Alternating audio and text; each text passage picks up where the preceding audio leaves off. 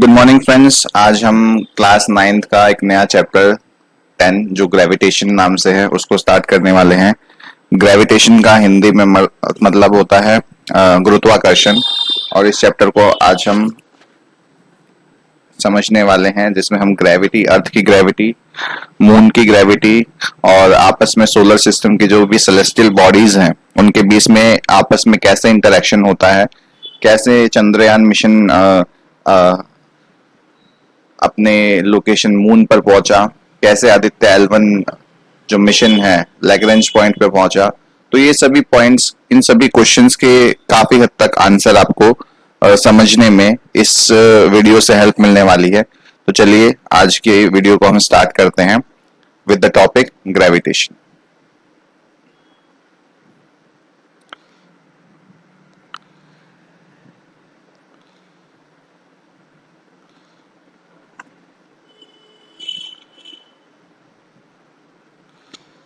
देखो, gravitational force of earth, जब भी हम कोई भी ऑब्जेक्ट है उसको एक हाइट से छोड़ते हैं तो वो कहां जाता है? इट गोज टुवर्ड्स अर्थ।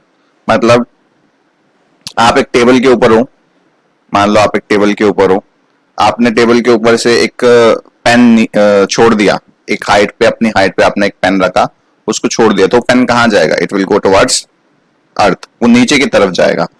तो बिना हम पुश किए, बिना किसी भी चीज को धक्का दिए, हमने क्या किया? अर्थ ने उसको अपनी तरफ क्या कर लिया? अट्रैक्ट कर लिया। पिछले चैप्टर्स में हमने फोर्स में पढ़ा है कि अगर कोई भी चीज के अंदर मोशन आ रहा है मतलब उसके ऊपर कोई भी अनबैलेंस्ड फोर्स लग रहा होगा। अब अर्थ अपनी तरफ उसको खींच रही है, मतलब कि अर्थ उसके ऊपर कोई फोर्स लगा रही है टुवर्ड्स इटसेल्फ। अब इसी फोर्स को हम क्या कहते हैं? इसी फोर्स को हम ग्रेविटेशनल फोर्स कहते हैं। If we release a small stone without pushing it from a height, it accelerates towards earth. वो अर्थ की तरफ क्या होगा? एक्सेलरेट होगा। और एक्सेलरेटेड मोशन अर्थ की तरफ ये बताएगा कि हमारा जो ऑब्जेक्ट है वो क्या कर रहा है, उसके ऊपर कोई फोर्स लग रहा है, कोई फोर्स एक्ट कर रहा है। जो भी फोर्स अर्थ अपनी तरफ ऑब्जेक्ट्स को खींच रही है, सेंटर ऑफ अर्थ, देखो अर्थ में भी कहा, अर्थ के सेंटर की तरफ जो ऑब्जेक्ट्स है वो सभी क्या करते हैं? अट्रैक्ट हो रहे होते हैं, अर्थ के सेंटर की तरफ अट्रैक्ट हो रहे होते हैं। तो ये जो अर्थ के सेंटर की तरफ जिस फोर्स से वो अट्रैक्ट हो रहे होते हैं उसी फोर्स को हम कहते हैं ग्रेविटेशनल फोर्स। Gravitational force. अब यहाँ पे जो हमारा पेन था उसको किसने अट्रैक्ट किया? अर्थ ने अट्रैक्ट किया। ऐसे ही जो हर एक ऑब्जेक्ट है, हर एक ऑब्जेक्ट दूसरे ऑब्जेक्ट को अपनी तरफ अट्रैक्ट करता है। इसी को हम बोलते हैं law of gravitation, Newton's law of gravitation. देखो क्लास 9th में 10th में न्यूटन का बहुत नाम आएगा। न्यूटन ने बहुत ज्यादा हेल्प की थी मॉडर्न फिजिक्स को समझने में। मॉडर्न फिजिक्स जो अभी क्वांटम फिजिक्स समझ रहे हैं उसको नहीं, क्लासिकल जो फिजिक्स थी उसको समझने में न्यूटन ने बहुत हेल्प की थी। उसके अलावा जो हमारा मैकेनिक्स है, मैकेनिक्स आप जब अगर हायर क्लासेस में फिजिक्स को पढ़ोगे तब आप समझोगे मैकेनिक्स क्या होता है। मैकेनिक जो कार ठीक करता है वो बात नहीं कर रहे, मैकेनिक्स स्टडी ऑफ मोशन भी हम कहते हैं। तो मैकेनिक्स को समझने में भी न्यूटन ने बहुत ज्यादा हेल्प की थी। तो चलिए अब हम समझते हैं न्यूटन्स लॉ ऑफ ग्रेविटेशन।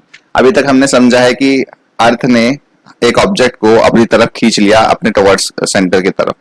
अब बात करते हैं न्यूटन्स लॉ ऑफ ग्रेविटेशन। देखो यहाँ पे इंपॉर्टेंट भी लिखा हुआ है, ये बुक ने ही वैसे ही लिख दिया इंपॉर्टेंट, तो ये इंपॉर्टेंट है। ये जो लॉ है ये बहुत ज्यादा इंपॉर्टेंट है आपके लिए, और ये एक यूनिवर्सल लॉ है। यूनिवर्सल लॉ का मतलब कि ये पूरी यूनिवर्स पे लगेगा, सिर्फ अर्थ पे नहीं, सिर्फ अर्थ पे ही नहीं, सन पे, स्पेस के अंदर, स्पेस के बाहर, आप मिल्की वे गैलेक्सी में चले जाओ, उसके बाहर चले जाओ, तो हर जगह, हर यूनिवर्स में आपका ये जो लॉ है वो लगेगा। अब इतना बड़ा लॉ है तो उसको समझ भी लेते हैं। इस लॉ के अकॉर्डिंग न्यूटन ने क्या कहा था? न्यूटन ने कहा था कि कोई भी दो ऑब्जेक्ट जो इस यूनिवर्स के अंदर हैं वो आपस में एक दूसरे को क्या करेंगे? अट्रैक्ट करेंगे। क्या करेंगे? अट्रैक्ट करेंगे, एक दूसरे को आकर्षित करेंगे, एक दूसरे को अपने पास बुलाएंगे। तो इस लॉ को, जिसकी वजह से वो एक दूसरे को अपनी तरफ बुला रहे हैं, इसको बोलते हैं न्यूटन्स लॉ ऑफ ग्रेविटेशन। अब क्यों बुला रहे हैं? क्योंकि उन सबके पास कुछ मास है, उन सबके पास कुछ मास है। वो मास क्या है? वो फिक्स्ड है। वो मास क्या है? वो फिक्स्ड है। और उस फिक्स्ड मास की वजह से वो अपनी जगह से एक दूसरे को अट्रैक्ट कर रहे हैं। इसी को बोलते हैं न्यूटन्स लॉ ऑफ ग्रेविटेशन। अब इस लॉ की वजह से होता क्या है, every mass in this universe attract every other mass with a force which is directly proportional to the product of their masses and inversely proportional to the square of distance between them। अब इसको इतनी सारी English तो पता नहीं आपको समझ में आई होगी या नहीं आई होगी, अब इसको थोड़ा सा तोड़ तोड़ के पढ़ते हैं।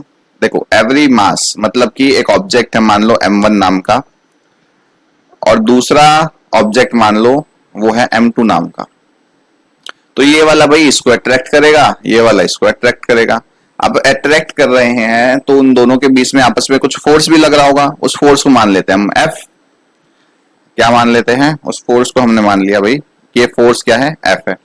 अब इस F फोर्स से वो एक दूसरे को अट्रैक्ट कर रहे हैं। अब इसका फॉर्मूला बनाते हैं कि ये फोर्स कितना ज्यादा होगा, जितना ज्यादा होगा जितना उनका मास होगा, मास के प्रोडक्ट के बराबर, डायरेक्टली प्रोपोर्शनल होगा। मतलब कि इसका डायरेक्टली प्रोपोर्शनल का मतलब है कि अगर उनका मास बढ़ेगा तो उनका फोर्स भी बढ़ जाएगा। ठीक है, पहला पॉइंट यहाँ पे ये है, इसको मान लेते हैं इक्वेशन 1। और दूसरा कहता है कि फोर्स इनवर्सली प्रोपोर्शनल होता है, मतलब कि 1/this। अब ये कितना इनवर्सली प्रोपोर्शनल होता है? जितना भी उनके बीच का डिस्टेंस है। मान लो इन दोनों ऑब्जेक्ट्स के बीच का डिस्टेंस है d, तो d स्क्वायर के, ये मान लो इक्वेशन 2। अब इन दोनों को मर्ज करते हैं इक्वेशंस को, तो हमें क्या मिलेगा? इक्वेशन ऐसे मिलेगी, F is directly proportional to m1 m2 upon d square. ये हमें मिल गई इक्वेशन। अब ये डायरेक्टली प्रोपोर्शनल का साइन जब हटता है तो हमें कांस्टेंट लगाते हैं, ये याद रखना, g m1 m2 upon d square. ये फॉर्मूला बन गया हमारा न्यूटन्स लॉ ऑफ ग्रेविटेशन का। अब इसमें ये g क्या है? g है हमारा ग्रेविटेशनल कांस्टेंट, g है हमारा ग्रेविटेशनल कांस्टेंट, जो कि पूरे यूनिवर्स में सेम ही रहता है। इसकी वैल्यू कितनी है? 6.67 into 10⁻⁻11 newton metre square kg square. अब इसकी वैल्यू कैसे आई वो भी समझेंगे अभी, पहले यहां तक एक बार दोबारा समझ लो। देखो, अभी तक हमने पढ़ा है कि हर एक ऑब्जेक्ट एक दूसरे को अट्रैक्ट करता है, और अट्रैक्ट करता है तो कोई फोर्स भी लगा रहा होगा एक दूसरे के ऊपर। उस फोर्स को हम कहते हैं उस फोर्स को हमने नाम दे दिया F। अब वो फोर्स किसके बराबर है? जितना उन ऑब्जेक्ट्स का मास है उसके डायरेक्टली प्रोपोर्शनल है, और जितना उन दोनों के बीच का डिस्टेंस है उसके इनवर्सली प्रोपोर्शनल है। अब इसका मतलब क्या है वो समझने की कोशिश करते हैं। मान लो यहाँ पे देखो, ये ऑब्जेक्ट है m1, ये ऑब्जेक्ट है m2। ये ऑब्जेक्ट क्या करेगा? जितना इसका मास ज्यादा होगा उतना उनका फोर्स ऑफ अट्रैक्शन ज्यादा हो जाएगा। अब दूसरी चीज, जितना ये ज्यादा डिस्टेंस होगा उतना फोर्स ऑफ अट्रैक्शन क्या हो जाएगा? कम हो जाएगा। इन दोनों को मर्ज करके हमने फॉर्मूला बना दिया है, F is equal to G m1 m2 upon d square. ठीक है, अब यहाँ पे g की वैल्यू आ गई हमारी universal gravitational constant 6.67 into 10⁻⁻11 newton metre square kg,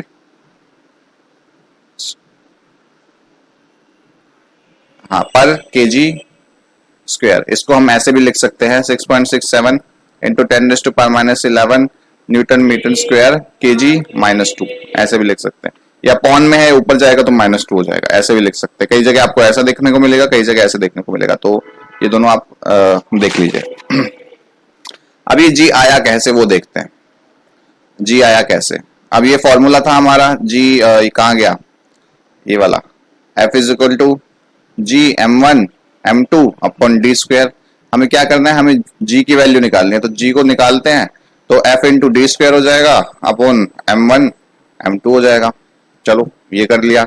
अब इसके बाद अब देखो, फोर्स को हम मेजर करते हैं न्यूटन में, फोर्स को मेजर करते हैं न्यूटन में, और d को मेजर किया जाता है हमारा मीटर में, तो d स्क्वायर हो जाएगा मीटर स्क्वायर अपॉन मास को हम मेजर कर रहे हैं kg में, इसका kg इसका kg, तो इसकी यूनिट आ जाएगी g न्यूटन मीटर स्क्वायर पर kg स्क्वायर।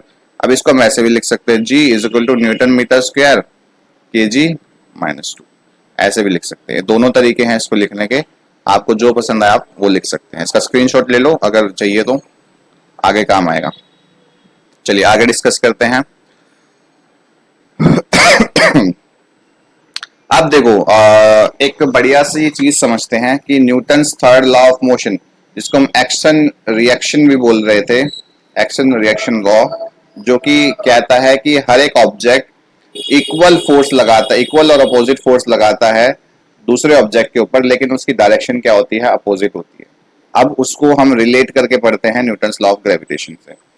अब न्यूटन्स लॉ ऑफ ग्रेविटेशन क्या कहता है कि हर एक मास दूसरे मास को अट्रैक्ट करता है, ठीक है।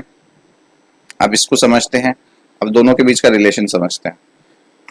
अब फ्री फॉल जब करता है ऑब्जेक्ट, फ्री फॉल का मतलब होता है भाई कि अगर आप किसी भी चीज को छोड़ देते हो तो वो अर्थ की तरफ अट्रैक्ट होता है। But Newton's third law of motion की वजह से कि ये होना चाहिए, देखो इसका फ्री फॉल का मतलब ऐसे समझो कि एक पत्थर है, काफी हाइट से वो नीचे की तरफ गिर रहा है। अब अर्थ उसको क्या कर रही है, अट्रैक्ट कर रही है ना। अर्थ उसको क्या कर रही है, ये देखो पत्थर है, ये अर्थ है, अर्थ की तरफ ये गिर रहा है, ठीक है। तो अर्थ, अब Newton's law of motion, third law of motion की वजह से क्या होना चाहिए कि the stone should attract the earth as well, कि अब ये इसके ऊपर फोर्स लगा रहा है तो ये भी इसके ऊपर फोर्स लगाना चाहिए। लेकिन अब क्या होता है, इसका मास जो है ना वो बहुत कम होता है। मान लो 50 ग्राम का ये पत्थर, कहाँ गया, मान लो 50 ग्राम का, 100 ग्राम का ये पत्थर है, और अर्थ का मास सोचो कितना है। अर्थ का मास तो बहुत ज्यादा है, अर्थ का मास तो बहुत ज्यादा है। इस वजह से अर्थ के एक्सेलरेशन में कुछ भी चेंज देखने को नहीं मिलता, हमें जो स्टोन है उसके एक्सेलरेशन में देखने को चेंज मिलता है। ठीक है। इसको कैलकुलेट किया गया तो वो पाया गया कि जो मास है स्टोन का वो बहुत कम है, तो और जो वेलोसिटी है जिससे वो मूव कर रहा है वो हर सेकंड में इतना बढ़ रही है, मतलब उसका एक्सेलरेशन इतना है 9.8 मीटर पर सेकंड स्क्वायर। ये आपकी एक्सेलरेशन ड्यू टू ग्रेविटी की वैल्यू भी होती है, इसको हम स्मॉल जी कहते हैं। And acceleration of earth towards stone is, और जो स्टोन का जो स्टोन की तरफ अर्थ का जो एक्सेलरेशन है उसकी वैल्यू ये है, क्या, 1.65 इंटू 10⁻⁻24। तो ये तो बहुत नेग्लिजिबल वैल्यू है, बहुत नेग्लिजिबल है, इसलिए हम उसको फील नहीं होता। हमें वो फील नहीं होता, इसलिए जो स्टोन का मास है उसकी वजह से जो अर्थ को वो अट्रैक्ट कर रहा है वो ऑलमोस्ट नेग्लिजिबल है, क्योंकि उसका मास कम है। अगर इसका स्टोन का मास बढ़ा दिया जाए और अर्थ से ज्यादा कर दिया जाए तो अर्थ इसकी तरफ अट्रैक्ट हो जाएगी, अर्थ नीचे की तरफ स्टोन को अट्रैक्ट करेगी, लेकिन अर्थ पहले उसकी तरफ पहुंच जाएगी, अर्थ के अंदर ज्यादा एक्सेलरेशन देखने को मिलेगा। तो यहाँ पे खेल जो है वो मास है, अगर जिसका मास ज्यादा है वो दूसरे वाले को ज्यादा अट्रैक्ट कर लेगा और जो एक्सेलरेशन है वो देखने को नहीं मिलेगा। सॉरी, गले में थोड़ी दिक्कत है। आगे देखो, इसका यूनिवर्सल लॉ ऑफ ग्रेविटेशन का फायदा क्या है।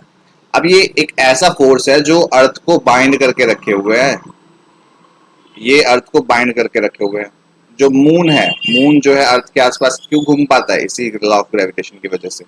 अर्थ सन के आसपास क्यों घूम पाती है, इसी की वजह से। मून जो है उसकी वजह से जो समुद्र के अंदर लहरें हैं वो भी उठती है, क्योंकि वाटर तो भाई मोशन में, वाटर क्या करता है, वाटर तो स्टेबल नहीं है। मून क्या करता है, उसको अट्रैक्ट करता है, जिसकी वजह से जब फुल मून होता है तो उसकी वजह से हाई टाइड देखने को मिलती है। जैसे जैसे मून मूव करेगा वैसे वैसे जो टाइड्स है वो मूव करती रहती है। तो ये जो ग्रेविटेशन की वजह से ये सारी चीजें भी हमारी अर्थ के अंदर ऑब्जर्व करने को मिलती है। अब फ्री फॉल को समझ लेते हैं। Free fall of an object and acceleration during free fall. Free fall की वजह से क्या होता है और एक्सेलरेशन क्या होता है। जब एक ऑब्जेक्ट को हम ऊपर की तरफ फेंकते हैं, मान लो एक स्टोन है, उसको आपने, एक बॉल है, आपने ऊपर की तरफ फेंका उसको, तो एक सर्टेन पॉइंट तक जाएगा, उसके बाद ग्रेविटी उसको क्या करेगी, अपनी तरफ खींचने लगेगी, ठीक है। अब ग्रेविटी जब उसको खींच रही ना, इसी चीज को हम क्या कहते हैं, फ्री फॉल कहते हैं। जब आपने ऑब्जेक्ट को ऊपर फेंका, आपने एक फोर्स लगाई, मान लो एफ फोर्स लगाई, एफ फोर्स से आपने उसको इस साइड तक पहुंचा दिया। इस साइड तक पहुंचने के बाद क्या होगा, उसके ऊपर जो लगने वाला जो आपका जो फोर्स है वो तो ऑलमोस्ट जीरो हो जाएगा, उसके अंदर कोई एक्सेलरेशन प्रोड्यूस नहीं होगा, लेकिन वो अब नीचे की तरफ आना शुरू हो जाएगा। अब नीचे की तरफ जब वो आएगा तो उसके अंदर एक एक्सेलरेशन प्रोड्यूस होगा, किसकी वजह से, अर्थ की ग्रेविटी की वजह से। इसी चीज को हम क्या बोल रहे हैं, फ्री फॉल बोल रहे हैं। During this free fall, direction do not change but the velocity continuously changes. अब इसकी वजह से क्या होता है कि जो ऑब्जेक्ट है उसकी डायरेक्शन चेंज नहीं होती, वो इधर का इधर, इधर का इधर ऐसे नहीं भागता, वो सीधा का सीधा जिस डायरेक्शन में आपने फेंका है उसी डायरेक्शन में वो नीचे आएगा। अब इसमें डायरेक्शन तो चेंज नहीं हो रही, लेकिन वेलोसिटी चेंज हो रही है। वेलोसिटी कैसे चेंज हो रही है? 9.8 मीटर पर सेकंड स्क्वायर, इस रेट पे चेंज हो रही है। इसको हम क्या बोलेंगे? इसको बोलेंगे एक्सेलरेशन। वेलोसिटी का चेंज होने को हम क्या बोलते हैं? एक्सेलरेशन बोल रहे हैं। और ये एक्सेलरेशन किसकी वजह से आ रहा है? ये एक्सेलरेशन आ रहा है ग्रेविटी की वजह से, अर्थ की ग्रेविटी की वजह से, इसलिए हम बोल देते हैं इसको acceleration due to gravity. Acceleration due to gravity, इसको हम डिनोट करते हैं जी से, और इसकी वैल्यू आ जाती है 9.8।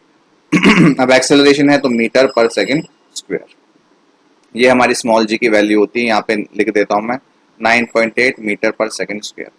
कुछ न्यूमेरिकल्स में आपको जब आप सॉल्व करोगे तो इसको 10 ले लेंगे, ताकि आपकी जो कैलकुलेशंस है वो थोड़ी इजी हो जाए, उस केस में इसको 10 ले लिया जाएगा।